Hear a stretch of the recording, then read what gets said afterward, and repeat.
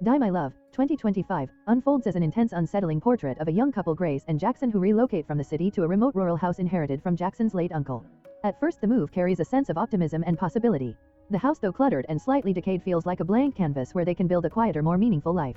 Jackson dreams of working on music while Grace, a writer, imagines finally completing her novel. Their playful banter and shared excitement suggest a deep, if somewhat volatile, connection. However, the isolation of the countryside quickly begins to amplify underlying tensions.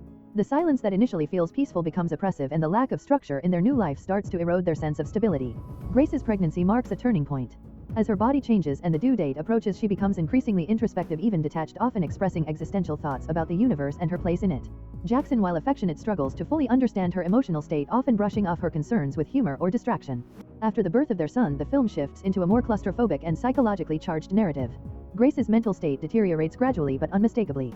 She becomes overwhelmed by the relentless demands of motherhood, sleepless nights, constant crying, and the monotony of caregiving. Her sense of identity begins to fracture. She no longer feels like a writer, a partner, or even herself, but instead feels trapped in an endless cycle centered around the baby. Her behavior becomes erratic, swinging between moments of tenderness and sudden bursts of anger or detachment. Jackson, meanwhile, spends increasing amounts of time away from home for work, leaving Grace isolated with the baby. Though he insists he is providing for the family, his absence deepens Grace's loneliness and resentment. Their communication deteriorates into sharp, often cruel arguments. They weaponize each other's insecurities, Grace mocking Jackson's ambitions and suspecting infidelity, Jackson criticizing her inability to cope and her lack of productivity. Their love, though still present, becomes buried under layers of frustration and misunderstanding. The environment around them reinforces the film's themes of decay and instability. The house itself, once full of potential, becomes a symbol of neglect and emotional rot. There are hints of the uncle's troubled past, including his suicide, which casts a lingering shadow over the space. Grace becomes fixated on these details, her thoughts growing darker and more obsessive. She exhibits signs of severe postpartum depression, possibly psychosis, as she begins to blur the line between reality and imagination. Her interactions with others further highlight her unraveling. Conversations with family members and strangers often take bizarre or confrontational turns. She lashes out, unpredictably, unable or unwilling to adhere to social norms. Even small encounters like a casual chat in a store become moments of discomfort and alienation. She seems hyper-aware of the absurdity of everyday interactions, yet powerless to engage with them normally. A significant thread in the story involves Jackson bringing home a dog, which becomes another source of conflict. The dog's presence adds chaos to an already strained household, symbolizing Jackson's impulsiveness and lack of consideration for Grace's fragile state. Grace reacts with hostility, viewing the dog as yet another burden forced upon her. This seemingly minor issue escalates into explosive arguments, revealing the depth of their dysfunction. As Grace's mental condition worsens, she begins to exhibit increasingly disturbing behavior. She imitates sounds, becomes fixated on random thoughts, and struggles to differentiate between internal impulses and external reality. Her maternal instincts are still present, but they are distorted by her instability. At times she is loving and attentive, at others she appears detached or even resentful toward her child. This duality creates a constant sense of unease. Jackson attempts sporadically to bridge the growing gap between them. In quieter moments, he expresses genuine concern and acknowledges the magnitude of what Grace is experiencing. He tries to suggest structure or communication as solutions, but his efforts often come too late or are undermined by his own frustrations and inconsistencies. He oscillates between empathy and defensiveness, never fully committing to understanding Grace's perspective. The film builds toward a series of emotionally charged confrontations. One particularly intense argument reveals the extent of their mutual resentment. They accuse each other of failure, Grace as a mother and partner, Jackson as a provider and loyal companion. Their words become increasingly cruel, exposing deep-seated fears and insecurities. The argument culminates in a chaotic attempt by Jackson to force a conversation by taking Grace away from the house, leaving the baby behind, which only heightens the tension and underscores their inability to handle the situation responsibly. Throughout the narrative, there is a persistent ambiguity about what is real and what may be distorted by Grace's perspective. The film uses sound repetition and abrupt tonal shifts to place the audience inside her mind, making her experience both intimate and disorienting. Moments of dark humor are interwoven with scenes of genuine distress, creating a tone that is both tragic and absurd. At home, Grace struggles to maintain even the most basic sense of reality. While caring for her baby, she shifts suddenly between panic and detachment. In one moment she believes something is terribly wrong, and in the next she dismisses it as nothing. These rapid emotional swings show how unstable her mental state has become. She is physically present but psychologically disconnected, trapped in her own distorted perception of the world. A major turning point occurs with the family dog. The animal becomes injured and begins whining in pain, and Grace fixates on ending its suffering immediately. She insists that Jackson shoot the dog, speaking with a cold certainty that shocks him. Jackson resists, trying to delay the decision, but Grace continues to push, unable to tolerate the sound or the situation. The tension escalates until a gunshot is heard and the dog's cries stop. This moment is deeply symbolic. It represents the collapse of emotional boundaries in the household and shows how Grace's logic has become warped. For her, mercy and violence have become indistinguishable. After this incident, Grace appears strangely calm at times, but this calmness feels unnatural and fragile. Pam, Jackson's mother, becomes more openly concerned and tries to step in. She offers help with the baby and suggests ways for Grace to relax or regain some sense of control. However, Grace resists these efforts, sensing that she is being judged or managed.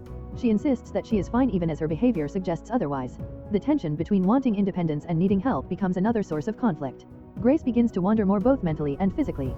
At one point she takes the baby and disappears for hours without telling anyone, causing panic among the family. When she returns, she offers no explanation. This reinforces the idea that she is slipping beyond their reach, existing in a reality that others cannot fully understand or access.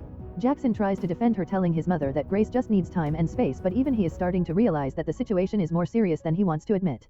The relationship between Grace and Jackson continues to deteriorate, especially in terms of intimacy.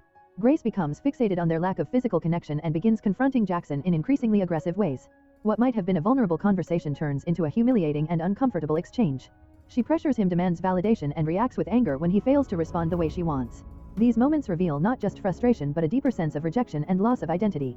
Social interactions become another area where Grace's instability is evident. At a gathering with friends, she struggles to behave in a way that fits social expectations.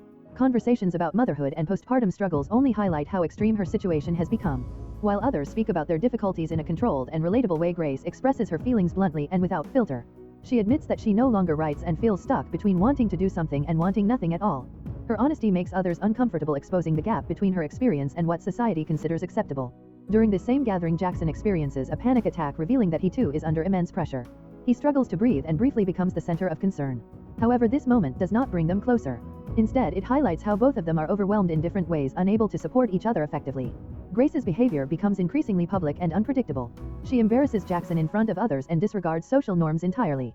This leads to more arguments, including reckless and emotionally charged confrontations. Despite this, there are still brief moments where their old connection resurfaces. They laugh together or share small familiar gestures, suggesting that their love has not completely disappeared, even if it is buried under layers of tension and pain. The film also begins to reveal more about Grace's past, offering context for her current state. She recalls a childhood memory in which she briefly escaped her parents and felt a sense of freedom, wishing she did not belong to them. This memory connects to a deeper trauma. Her parents died in a plane crash when she was young. A doctor later suggests that this loss may have caused long-term emotional damage, making it difficult for Grace to form secure attachments. Grace rejects this explanation, insisting that her bond with her son is not the issue. Instead, she believes that everything else in her life is broken. Eventually, Grace's condition leads to intervention. She is taken for treatment, suggesting that her behavior has reached a point where it can no longer be managed within the family. When she returns later, she appears calmer and more stable. The house has been improved and the atmosphere seems lighter. Friends and family comment on how well she looks, implying that she has recovered. However, this sense of recovery is uncertain. Grace's calmness feels fragile, as if it could break at any moment. During a social gathering, she suddenly disrupts the mood by referencing the dog and sarcastically thanking others for having her committed. Her words cut through the polite surface, revealing that her anger and pain are still present. She expresses a bleak view of life, suggesting that people live chaotically and eventually fade away. This moment shows that although her behavior may appear more controlled, her inner turmoil has not been resolved. In the final scenes, Grace and Jackson share a quiet moment together in the car. They sing along to music, echoing the closeness they once had. Jackson expresses his love and says he wants to try harder, and Grace responds with a mix of warmth and uncertainty. There is a sense that they still care for each other, but also an awareness that things cannot simply return to how they were before. Grace admits that she cannot go back, suggesting that her experiences have changed her in a fundamental way. The ending becomes increasingly ambiguous, with images and sounds that blur the line between reality and perception. Jackson calls out for her, but there is no clear resolution. It is left uncertain whether Grace is physically gone, emotionally unreachable, or simply lost within her own mind. The film ends without offering a clear conclusion, emphasizing instead the complexity of Grace's condition and the strain it has placed on her relationship. It presents a raw and unfiltered look at mental illness, motherhood, and the limits of love. Rather than resolving the conflict, it leaves the audience with a sense of unease, highlighting how difficult it can be to truly understand or help someone who is struggling so deeply. If you enjoy watching this video, then subscribe to Angel Recaps for the latest movies explanation.